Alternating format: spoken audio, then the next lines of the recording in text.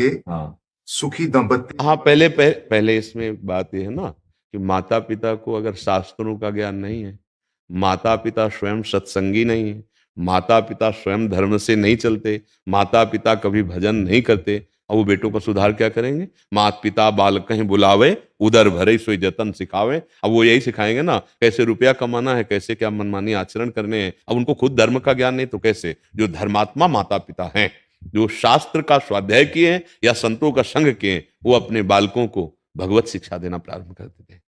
ए सुनो, सुबह उठो, पहले धरती के चरण छो, और हमारे चरण छो, पापा के चरण छो। बच्चे को शिक्षा दी जाती है, और इसके बाद थोड़ी देर नाम जा, स्नान करके आ, नाम जप कर, संयम से रहने की शिक्षा हमारे अंदर है, वही हम सिखा सकते हैं ना। फिर वही बच्चे आगे जाकर के धर्मात्मा बनते हैं, वही भक्त बनते हैं, वही राष्ट्र भक्त बनते हैं। लेकिन आजकल हम बच्चों को कम दोष देते हैं, माता पिता को ज्यादा दोष देते हैं।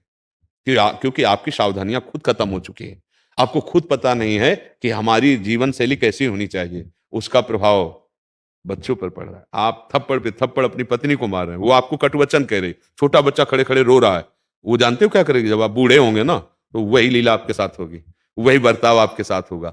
आजकल बहुत बड़ा विचित्र स्वरूप बनता चला जा रहा है कि बच्चे जवान माता पिता से पोषित होकर धन संपत्ति का अपहरण करके उनको निकाल देते हैं।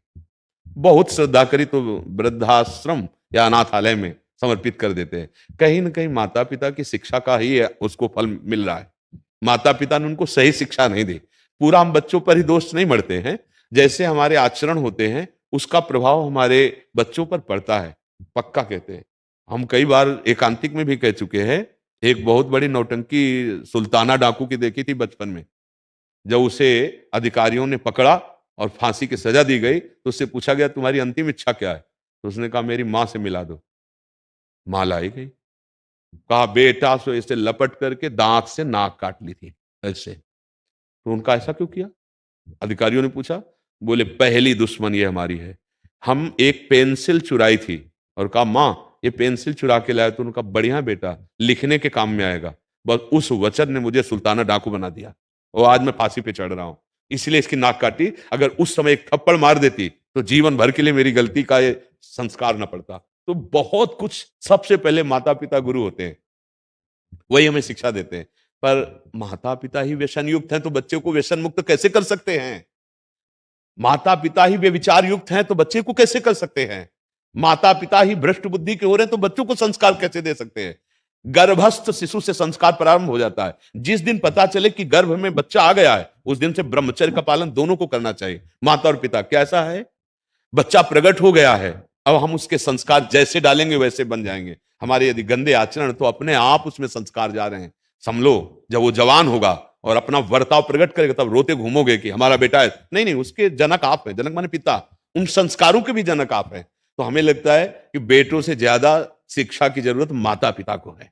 अगर वो सही आचरण करें तो अपने बेटों को सही आचरण सिखा सकते हैं। जब उनमें सही आचरण नहीं होगा तो कैसे सिखा पाएंगे? अब हमें बताइए क्यों?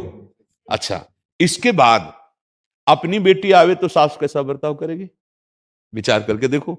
और बहू के साथ कैसा बर्ताव करेंगे? ठीक है, बहू से पूछो तुम अपनी मां के साथ कैसा बर्ताव करोगे, सास के साथ कैसा कर रहे हो।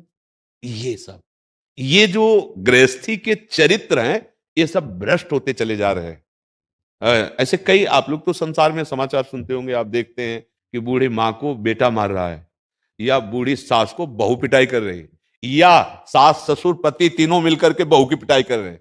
ये क्या है? ये राक्षसी बुद्धि कैसे आ गई? बोले भगवान का आश्रय नहीं, सत्संग सुना नहीं, शास्त्र स्वाध्याय नहीं, तो बुद्धि भ्रष्ट तो हो ही जाएगी। भगवान के आश्रय के बिना दैवी हेसा गुणमयी मम माया दुरत्यया, ये दुरत्यय माया है। किसी भी तरह कितना भी कमा लो, शांति नहीं मिलने वाली, सुख नहीं मिलने वाला। कुछ भी भोग लो, भगवान का आश्रय ले लो, नाम जप करो, और बड़े बूढ़ों जो माता पिता परिवार, उनकी भगवान मानकर सेवा करो। सच्ची मानना, भगवान प्रसन्न हो जाएंगे। अपनी माँ में भगवान देखो, अपने पिता में भगवान देखो, बुजुर्गों में, बीमार में, पशु पक्षियों में। ऐसे अगर ऐसी दया की भावना आ गई, भगवान प्रसन्न हो जाएंगे। अगर हम किसी को भी समझाना चाहते तो पहले हमें समझना होगा।